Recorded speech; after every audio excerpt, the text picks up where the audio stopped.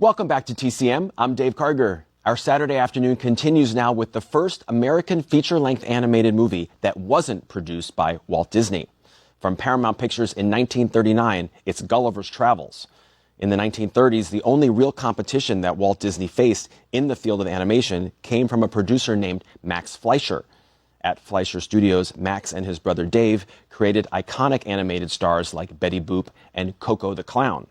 They also incorporated the music and personalities of Cab Calloway and Louis Armstrong into their cartoons, and they brought Popeye back to life in some of the most popular animated shorts of the era. The Fleischers had an exclusive contract with Paramount, one of the biggest studios in Hollywood, so their work was distributed and seen virtually everywhere. Max Fleischer had long wanted to make a feature-length animated film, but Paramount studio head Adolf Zukor didn't see a future in animated features. That is until 1937, when Walt Disney broke new ground with Snow White and the Seven Dwarfs.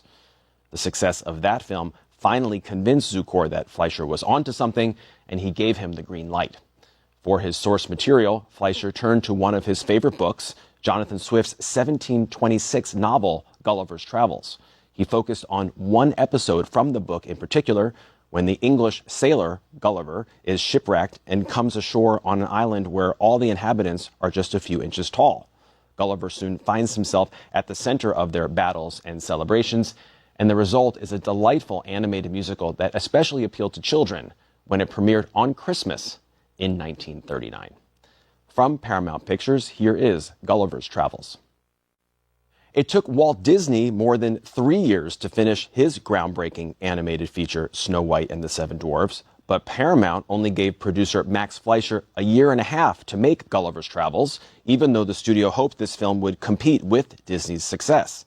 Max Fleischer and his brother Dave, who directed the film, did all they could in the limited time frame to achieve impressive results. For the character of Gulliver and the opening shipwreck sequence, they used a technique they'd invented called the rotoscope process, which involved tracing live-action footage to create the animation. That's why, as you may have noticed, Gulliver looked more realistic than the cartoon Lilliputians did.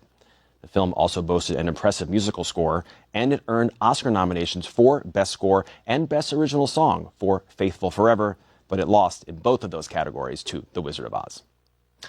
Up next, an all-star cast led by Vivien Leigh, Simone Signoret, Lee Marvin, and Oscar Werner set sail on an ocean liner in a classic drama from 1965.